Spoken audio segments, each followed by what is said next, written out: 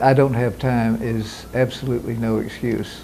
If Barack Obama has an hour free each day to exercise, you got an hour free. If Thomas Jefferson could walk for 2 hours every day, you can spare 30 minutes. You're not all that much busier than Thomas Jefferson was. And it's all relevant. I don't have time for a lot of things. I don't have time for television anymore, but I do have time for an hour and a half walk. And it's setting priorities, and people absolutely have to do that and say, no excuses. Excuses are nothing. Don't have enough time? Well, another way of looking at it is it's actually time producing.